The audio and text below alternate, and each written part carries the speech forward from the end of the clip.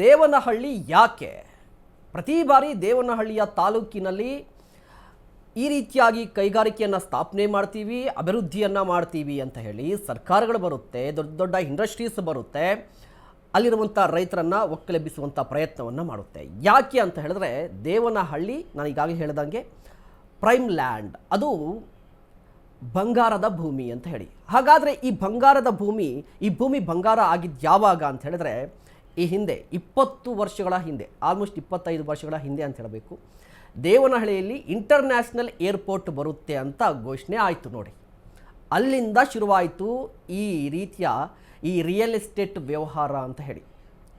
ಹಾಗಾದರೆ ಏನಾಯಿತು ಅಂತ ನೋಡಿ, ಆರಂಭದಲ್ಲಿ ದೇವನಹಳ್ಳಿಯಲ್ಲಿ ಅಂದರೆ 6000 ಎಕರೆಯನ್ನು ಏರ್ಪೋರ್ಟ್ ಆದ ಬಳಿಕ 6000 ಎಕರೆಯನ್ನು ಇದೇ ರೀತಿಯಾಗಿ ಕೈಗಾರಿಕಾ ಪ್ರದೇಶ ಅಂತ ಹೇಳಿಬಿಟ್ಟು, ಇನ್ನದು ಹರಲೂರು ಕೈಗಾರಿಕಾ ಪ್ರದೇಶ ಅಂತ ಹೇಳಿಬಿಟ್ಟು 6000 ಎಕರೆಯನ್ನು ತೆಗೆದುಕೊಂಡ್ರು.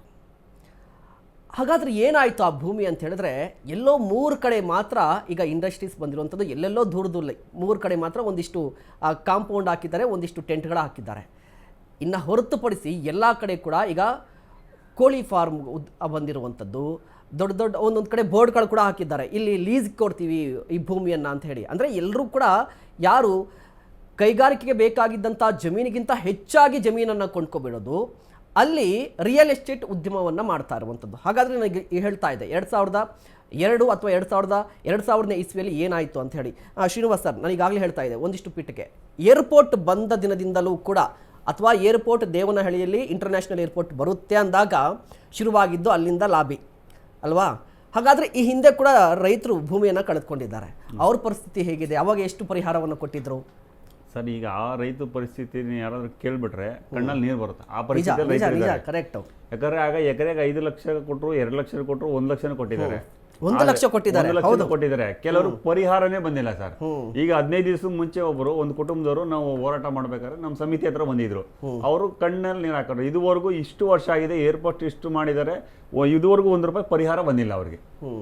ಅವ್ರ ಕುಟುಂಬಗಳೇ ದಿಕ್ಕಪಾಲ ಆಗ್ಬಿಟ್ಟಿದೆ. ಯಾವುದೇ ತರ ಅಭಿವೃದ್ಧಿ ಕೂಡ ಆಗ್ಲಿಲ್ಲ. ಅವರು ಏನಿದ್ರು ಇನ್ನೂ ಎಲ್ಲ ಕುಂಠಿತವಾಗಿ ಎಲ್ಲ ಅವರವರು ಜೀವನ ಅವ್ರವ್ರನ್ನ ನೋಡ್ತಾ ಇದ್ದಾರೆ ಅಷ್ಟೇ. ಯಾವುದೇ ರೀತಿ ಅವರ ಏರ್ಪೋರ್ಟ್ ತಗೊಂಡು ಅವರ ಅಭಿವೃದ್ಧಿ ಆಗಿರೋ ಹೊರತು ಯಾವುದೇ ತರ ರೈತರು ಯಾವುದೇ ಅಭಿವೃದ್ಧಿ ಆಗಿಲ್ಲ. ಈಗ ಅಭಿವೃದ್ಧಿಗೋಸ್ಕರ ಕೈಗಾರಿಕೆ ಅಂತ ತಗೊಂಡಿರೋ ಜಾಗದಲ್ಲಿ ಯಾವುದೇ ರೀತಿ 50% ಕೂಡ ಕೈಗಾರಿಕೆ ಇದುವರೆಗೂ ಸ್ಥಾಪನೆನೇ ಆಗ್ಲಿಲ್ಲ. ಯಾಕಂದ್ರೆ ಲೀಸ್ಗೆಲ್ಲ ಕೊಡ್ತಾ ಇದ್ದಾರಂತ. ಹೌದಾ? ಲೀಸ್ ಕೊಟ್ಟಿದ್ದಾರೆ, ಬಟ್ ಯಾವುದೇ ತರ ಮ್ಯಾನುಫ್ಯಾಕ್ಚರ್ ಅಂತ ಯಾವ್ದು ಮಾಡ್ತಾ ಇಲ್ಲ. ವೇರ್ ಹೌಸ್ ಯಾರ್ದೋ ಒಬ್ರದ ಬೇನಾಮಿಯಲ್ಲಿ ವೇರ್ ಹೌಸ್ ಮಾಡ್ತಾರೆ, ಅದನ್ನ ಬಾಡಿಗೆ ಕೊಡ್ತಾರೆ ಅಷ್ಟು ಬಿಟ್ರೆ ಯಾವುದೇ ತರ ಯಾವುದೋ ನಮ್ಮ ಅಲ್ಲಿ ಏನು ಫಸ್ಟ್ ಕೈಗಾರಿಕೆ ತಗೊಂಬಕ ಹೇಳ್ತಾರೆ, ಒಂದು ಕುಟುಂಬದವ್ರಿಗೆ ಇಬ್ಬರಿಗೆ ನಾವು ಡ್ಯೂಟಿ ಕೊಡ್ತೀವಿ, ಕೆಲಸ ಕೊಡ್ತೀವಿ, ನಿಮ್ಗೆ ಒಳ್ಳೆ ಅನುಕೂಲ ಮಾಡ್ಕೊಡ್ತೀವಿ, ನಿಮ್ಮ ಊರ ಅಭಿವೃದ್ಧಿ ಮಾಡ್ತೀವಿ ಅಂತಾರೆ. ಇದುವರೆಗೆ ಯಾವುದೇ ತರ ಕೆಲಸನೂ ಕೊಟ್ಟಿಲ್ಲ. ಅವ್ರು ಯಾವುದೇ ಹಣ ಬಂದಿದ್ದ ಹಣ ಯಾರು ಕೂಡ 1 ರೂಪಾಯಿ ಕೂಡ ಅದರಲ್ಲಿ ಅನುಕೂಲ ಮಾಡ್ಕೊಂಡಿಲ್ಲ. ಎಲ್ಲ ಅನುಕೂಲ ಆಗಿರೋದೇ ಹೆಚ್ಚು, ಕೆಲವ್ರಿಗೆ ಪರಿಹಾರನೇ ಬಂದಿಲ್ಲ. ಆ ತರ ನಡೀತಾ ಇದೆ. ಕೈಗಾರಿಕೆ ಅಂತ ಸುಮ್ಮನೆ ಹೆಸರಿಗಷ್ಟೇ ಕೈಗಾರಿಕಾ ಪ್ರದೇಶ, ಅಭಿವೃದ್ಧಿ ಅಷ್ಟೇ, ಯಾವುದೇ ಅಭಿವೃದ್ಧಿನೇ ಆಗಲಿ. ಈಗ ಬೇಕಾದ್ರೆ ಬಂದು ಕೈಗಾರಿಕೆ ಮಂತ್ರಿಗಳಿಗೆ ಒಂದು ನೇರವಾದ ಪ್ರಶ್ನೆ, ನೀವೀಗ ಇಷ್ಟು ಜಾಗನ ದೇವನಹಳ್ಳಿ ತಾಲೂಕಲ್ಲೇ ನೀವು ಅದನ್ನ ಅಕ್ವಿಜೇಷನ್ ಮಾಡಿದೀರಾ, ಈಗ ಅದನ್ನ ಮತ್ತೆ ಪರೀಕ್ಷೆ ಮಾಡ್ರಿ, ಎಷ್ಟು ಜಾಗದಲ್ಲಿ ಫ್ಯಾಕ್ಟರಿ ಆಗಿದೆ, ಎಷ್ಟು ಜಾಗ ಖಾಲಿ ಇದೆ.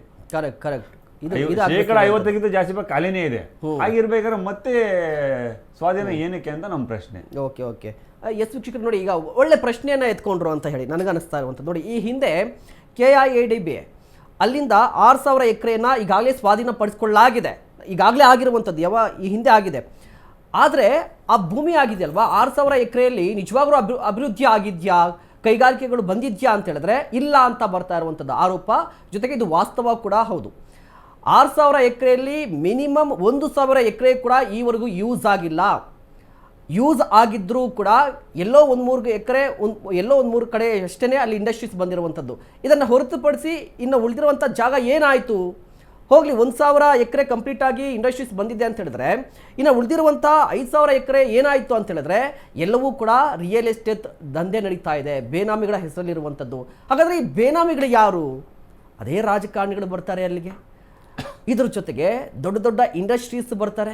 ನೋಡಿ, ನಮ್ಮ ದೇಶದಲ್ಲಿ ಪರಿಸ್ಥಿತಿ ಹೇಗಾಗ್ಬಿಟ್ಟಿದೆ ಅಂತ ಹೇಳಿದ್ರೆ, ಶ್ರೀಮಂತರು, ಬಂಡವಾಳದಾರರು, ರಾಜಕಾರಣಿಗಳು ಅನ್ಯಾಯದಿಂದ, ಮೋಸದಿಂದ ಈ 100 ಎಕರೆ ಜಮೀನನ್ನು ಇಟ್ಕೋಬೋದು, 100 ಎಕರೆ, 1000 ಎಕರೆ ಜಮೀನನ್ನು ಇಟ್ಕೋಬೋದು. ಬಟ್ ರೈತ ತನ್ನ ಹೊಟ್ಟೆಪಾಡಿಗಾಗಿ ಅರ್ಧ ಎಕರೆ ಜಮೀನನ್ನು ಇಟ್ಕೋಬಾರ್ದು ಅಂತಹ ಪರಿಸ್ಥಿತಿ ಬಂದಿರುವಂಥದ್ದು. ಏನು ಹೇಳ್ತೀರಿ ಮಂಜುನಾಥ್ ಸರ್?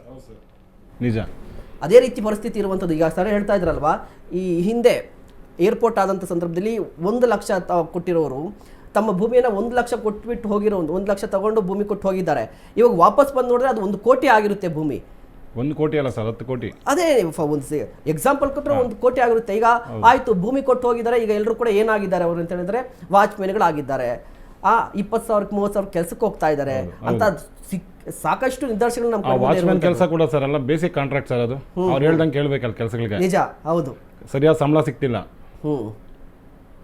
ಸರಿಯಾಗಿ ಸಂಬಳ, ಮೂಲಭೂತ ಸೌಕರ್ಯಗಳಂತೂ ಇಲ್ಲವೇ ಇಲ್ಲ ಅವ್ರಿಗೆ. ಅವ್ರು ಮಾಡೋಂಥ ಒಂದು ಕಂಪನಿ ಆಗಲಿ ಯಾವುದೋ ಒಂದು ಜಾಗದಲ್ಲಿ ಮೂಲಭೂತ ಸೌಕರ್ಯನೇ ಇಲ್ಲ ಅವರಿಗೆ. ಏನೋ ನಡೆಸ್ಕೊತಾರೆ, ನೈಟ್ 12 ಗಂಟೆ ತನಕ ಶಿಫ್ಟ್ ಆಗ್ತಾರೆ. ಕರೆಕ್ಟ್. ಈ ಥರ ಮಾಡ್ತಿದಾರಲ್ಲ. ರೈತರು ಭೂಮಿ ಕೊಟ್ಬಿಟ್ಟು ಈಗ ಅರ್ಧ ಎಕರೆ 1 ಎಕರೆ, ಈಗ ನಮ್ದು ನೋಡಿ ಈಗ 3 ಎಕರೆ ಹೋಗುತ್ತೆ. 3 ಎಕರೆ ನಾನು ಉಳಿಯೋದೇ ಮನೆ ಹತ್ರ, ನಮ್ದು ಈಗ ಊರಲ್ಲಿ ಉಳಿಯೋದೇ ಅರ್ಧ ಎಕರೆ. ನನಗೆ ನಾನು 5 ಜನ ಸಾಕ್ಬೇಕು ಮನೆಯಲ್ಲಿ. ನಮ್ಮ ತಂದೆಗೆ ಕಾಯಿಲೆ, ಅವರು ಹೊರಗಡೆ ಓಡಾಡೋಕ್ಕಾಗಲ್ಲ, ನಾನು ಒಬ್ಬ ಇರೋದು, ನಾನು ನಮ್ಮ ಹೆಂಡತಿ ಇಬ್ಬರೇ ಮಾಡ್ಬೇಕು ಕೆಲಸ. ಇಷ್ಟು ಮಾಡ್ಕೊಂಡು ನಾವು ಜಮೀನು ಕಳ್ಕೊಂಡು, ಈ ಕಡೆ ನಮ್ಗೆ ಜಮೀನು ಇಲ್ಲ, ಈ ಕಡೆ ದುಡ್ಡು ಇಲ್ಲ, ನಾವು ಹೆಂಗೆ ಜೀವನ ಮಾಡೋದಂಗೆ? ಕರೆಕ್ಟ್. ಮತ್ತು ಜೀವನದ ಒಂದು ಪ್ರಶ್ನೆ ನೋಡಿ, ಈಗ ಹುಟ್ಟಿದ ದೇವರು ಹುಲ್ಮೈಸಲ್ಲ ಅಂತ ಹೇಳ್ತಾರಲ್ವಾ, ಜೀವನ ಹೇಗೆ ನಡೆಯುತ್ತೆ, ಬಟ್ ನಮ್ಮತನವನ್ನು ಕಳೆದುಕೊಂಡು ನಾವು ಬದುಕಬೇಕಾ ಅಂತ ಒಂದು ಪ್ರಶ್ನೆ ಬಂದ್ಬಿಡುತ್ತೆ. ಈಗ ಆಯಿತು, ಯಾರೋ ಒಬ್ಬ ಬರ್ತಾನೆ, ದೊಡ್ಡ ಶ್ರೀಮಂತ ಬರ್ತಾನೆ, ತುಂಬ ದೊಡ್ಡ ಶ್ರೀಮಂತ ಬಂದು, ಈ ಫಾರ್ ಎಕ್ಸಾಂಪಲ್ ಕೊಡೋದಾದರೆ ಈಗ ವಿಶ್ವದ ದೊಡ್ಡ ನಂಬರ್ 1 ಶ್ರೀಮಂತ ಎಲನ್ ಮಸ್ಕ್ ಅಂತ ಇದ್ದಾರೆ.